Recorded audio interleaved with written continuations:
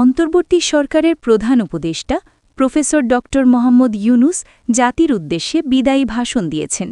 তিনি বলেছেন, রাষ্ট্রীয় দায়িত্ব ছেড়ে গেলেও নতুন বাংলাদেশ গড়ার সার্বিক দায়িত্ব আমার, আপনার, আমাদের সবার। দীর্ঘ ১৭ বছর পর একটি উৎসবমুখর, অংশগ্রহণমূলক ও শান্তিপূর্ণ জাতীয় নির্বাচন সফলভাবে সম্পন্ন করার জন্য সবাইকে ধন্যবাদ জানান প্রধান উপদেষ্টা। এই নির্বাচনের মাধ্যমে জনগণ, ভোটার, রাজনৈতিক দল, প্রার্থী, নির্বাচন সংশ্লিষ্ট প্রতিষ্ঠান ও আইনশৃঙ্খলা বাহিনী সম্মিলিতভাবে একটি প্রশংসনীয় নজির সৃষ্টি করেছে। ভবিষ্যতে বাংলাদেশের নির্বাচন কেমন হওয়া উচিত, এই নির্বাচন তার একটি উৎকৃষ্ট উদাহরণ হয়ে থাকবে। সোমবার রাতে জাতির উদ্দেশ্যে দেয়া ভাষণে তিনি এসব কথা বলেন। প্রধান উপদেষ্টা বলেন, বিগত ১৮ মাস আমার ওপর অর্পিত দায়িত্ব নিষ্ঠার সাথে পালন শেষে একটি নির্বাচিত সরকারের কাছে দায়িত্ব হস্তান্তরের প্রাক্কালে অন্তর্বর্তী সরকারের প্রধান উপদেষ্টা হিসেবে আজ আমি আপনাদের কাছ থেকে বিদায় নেবার জন্য উপস্থিত হয়েছি। আজ বিদায়ের দিনে ৫ই আগস্টের কথা স্মরণ করে আপনাদের কিছু কথা বলব জানিয়ে তিনি বলেন, কি মহামুক্তির দিন ছিল সেদিনটি, কি সে আনন্দের দিন। বাংলাদেশিরা দেশে বিদেশে যে যেখানে ছিল আনন্দে চোখের পানি ফেলেছিল। দৈত্যের গ্রাস থেকে তরুণ ছাত্রছাত্রীরা দেশকে বের করে এনেছে। দেশ মুক্ত হয়েছে, কিন্তু দেশ সম্পূর্ণ অচল।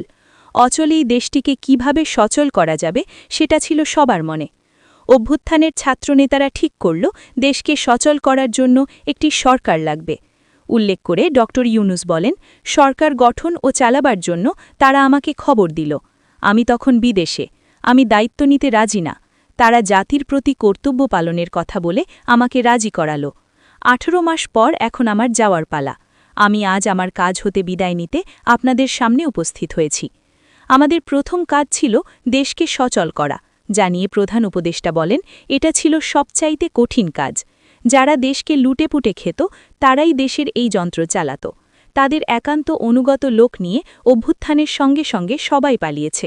বড় কর্তা পালিয়েছে, মাঝারি কর্তা পালিয়েছে, অন্যান্যরা ভোল পাল্টিয়েছে অথবা আত্মগোপনে চলে গেছে। কেউ নানাজনের সুপারিশ নিয়ে আসছে, তারা অভ্যুত্থানের গোপন সৈনিক ইত্যাদি। সরকারের ভেতরে যারা পালিয়ে যায়নি তাদের মধ্যে কাকে বিশ্বাস করবেন, কাকে করবেন না, এটি মহাসংকট হয়ে দাঁড়াল। যতই মৃতদেহের অঙ্গপ্রত্যঙ্গহীন দেহের সন্ধান আসছিল, ততই তারা চিহ্নিত হচ্ছিল। প্রধান উপদেষ্টা বলেন, সেই থেকে ১৮ মাস চলে গেছে। অবশেষে ১২ই ফেব্রুয়ারি আসল। ১.৫ যুগ পর দেশে একটি জাতীয় নির্বাচন এবং ব্যাপক সাংবিধানিক পরিবর্তনের জন্য সর্বসম্মত জুলাই সনদের ওপর গণভোট অনুষ্ঠান হল। এই নির্বাচনে উৎসবমুখর পরিবেশ, দেশের সর্বত্র একটা ঈদের পরিবেশ ছিল, যা আমাদের ইতিহাসে স্মরণীয় হয়ে থাকবে। এই প্রতিদ্বন্দ্বিতামূলক নির্বাচনে যারা জয়ী হয়েছেন তাদের আমি অভিনন্দন জানাচ্ছি। যারা পরাজিত হয়েছেন তাদেরকেও আমি অভিনন্দন জানাচ্ছি। হার জিতই হল গণতন্ত্রের সৌন্দর্য। যারা জয়ী হয়েছেন তারা মোট ভোটের প্রায় অর্ধেক পেয়েছেন। যারা জয়ী হতে পারেননি তারাও এই জেনে আশ্বস্ত হবেন যে প্রায় অর্ধেক ভোটার আপনাদের ওপর আস্থা রেখেছে। আগামী দিন নতুন সরকার দায়িত্ব গ্রহণ করবে। এর মাধ্যমে আমাদের ১৮ মাসের দায়িত্বের সমাপ্তি হবে। তিনি আরও বলেন, ২৪শে জুলাই মাসে বাংলাদেশের মানুষ এক অভূতপূর্ব অভ্যুত্থানের মধ্য দিয়ে তাদের মুক্তি, আকাঙ্ক্ষা ও মর্যাদার দাবি উচ্চারণ করেছিল। সেই সময় দেশ একটি গভীর রাজনৈতিক, অর্থনৈতিক, প্রাতিষ্ঠানিক ও মানবিক সংকটে নিপতিত ছিল। রাষ্ট্রযন্ত্রের ওপর মানুষ আস্থা হারিয়ে ফেলেছিল। গণতন্ত্র হয়েছিল ধূলিসাৎ। ভবিষ্যৎ ছিল অনিশ্চিত। ঠিক সেই সংকটময় সময় আমাকে আহ্বান জানানো হয়েছিল, একটি লক্ষ্য সামনে রেখে। বাংলাদেশকে আবার স্বাভাবিক জীবনে ফেরানোর জন্য ৩টি দায়িত্ব দেওয়া হয়েছিল: সংস্কার, বিচার এবং নির্বাচন। আমাদের প্রচেষ্টায় কোনো ঘাটতি ছিল না। উল্লেখ করে তিনি বলেন, আমরা মানবতাবিরোধী অপরাধ, দুর্নীতি ও অনিয়মের বিচার প্রক্রিয়াকে রাজনীতি ও প্রতিশোধের ঊর্ধ্বে রেখেছি।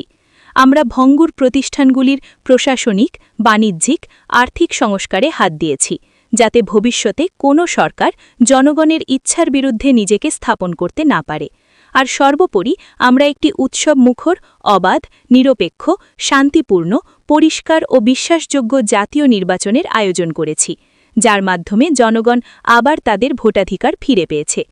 ড ইউনুস আরও বলেন, এই প্রক্রিয়া সফল করতে দেশের আবাল বৃদ্ধ বনিতা সকলেই সহযোগিতা করেছেন। প্রাতিষ্ঠানিক দিক থেকে দেশের রাজনৈতিক দলসমূহ, নির্বাচন কমিশন, সকল আইনশৃঙ্খলা বাহিনী, সশস্ত্র বাহিনী, সরকারি কর্মকর্তা কর্মচারী ও প্রশাসনের প্রতিটি স্তরের সদস্যরা আন্তরিক সহযোগিতা করেছেন। আপনাদের প্রতি আমার আন্তরিক কৃতজ্ঞতা রইল। আপনাদের ধৈর্য, পেশাদারিত্ব ও আস্থার উপর ভর করেই এই পথচলা সম্ভব হয়েছে। আমরা দায়িত্ব গ্রহণের সময় দেশের আইনশৃঙ্খলা পরিস্থিতি ছিল অত্যন্ত ভঙ্গুর। থানাগুলো ছিল পুলিশ শূন্য।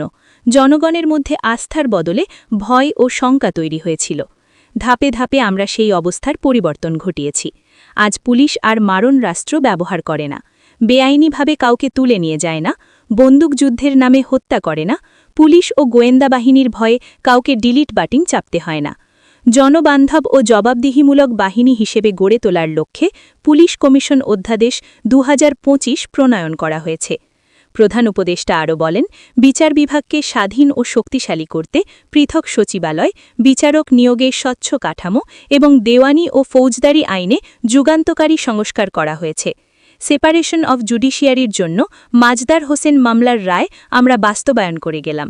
গুমকে মানবতার বিরুদ্ধে অপরাধ হিসেবে স্বীকৃতি দিয়ে আন্তর্জাতিক অপরাধ ট্রাইব্যুনাল আইন সংশোধন করা হয়েছে। বিচার প্রক্রিয়াকে স্বচ্ছ করতে রায় সরাসরি সম্প্রচারের সুযোগ, বিদেশি আইনজীবী নিয়োগ এবং অন্তর্বর্তী আপিলের বিধান যুক্ত করা হয়েছে। বিচার একটা চলমান প্রক্রিয়া উল্লেখ করে প্রধান উপদেষ্টা বলেন, একাধিক ট্রাইব্যুনাল বর্তমানে সক্রিয়ভাবে কাজ করছে। ইতিমধ্যেই একাধিক মামলার রায় ঘোষণা হয়েছে। আন্তর্জাতিক অপরাধ ট্রাইব্যুনালে ফ্যাসিবাদের সময় দেশে যে গুমের সংস্কৃতি গড়ে উঠেছিল, সেই ভয়াবহ মানবাধিকার লঙ্ঘনের বিচারও শুরু হয়েছে। বেশ কিছু মামলার বিচারিক কার্যক্রম এখন শেষের পথে। আমরা আশা করছি আগামী দিনগুলোতেও বিচারিক প্রক্রিয়া অত্যন্ত নিরপেক্ষ ও স্বচ্ছতার সাথে এগিয়ে যাবে। প্রফেসর ইউনুস বলেন, অন্তর্বর্তী সরকারের সবচেয়ে বড় অর্জন জুলাই সনদ, যার ভিত্তিতে গণভোটে বিপুল সংখ্যাগরিষ্ঠতায় তা বাস্তবায়নের সিদ্ধান্ত দিয়েছে দেশের মানুষ। জুলাই সনদের বাস্তবায়ন হলে ফ্যাসিবাদ ফিরে আসার পথগুলো চিরতরে বন্ধ হয়ে যাবে। আশা করব এটা নির্ধারিত সময়সীমার মধ্যে বাস্তবায়িত হবে। অন্তর্বর্তী সরকারের ছোট বড়, ভালো মন্দ অনেক কথা ভুলে গেলেও জুলাই সনদের কথা জাতি কখনো ভুলবে না।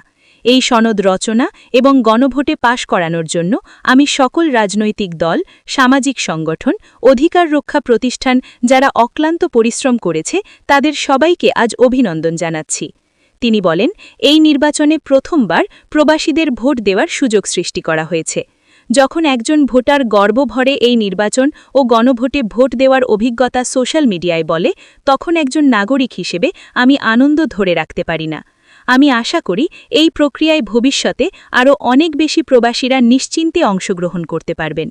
আমরা দায়িত্ব গ্রহণের সময় অর্থনীতি ছিল বিপর্যস্ত, ব্যাংকিং ব্যবস্থা ভেঙে পড়েছিল, অর্থ পাচার ছিল লাগামহীন। আমরা রাজস্ব ব্যবস্থা, কর নীতি, মুদ্রা ব্যবস্থা ও আর্থিক খাতে কাঠামোগত সংস্কার এনেছি।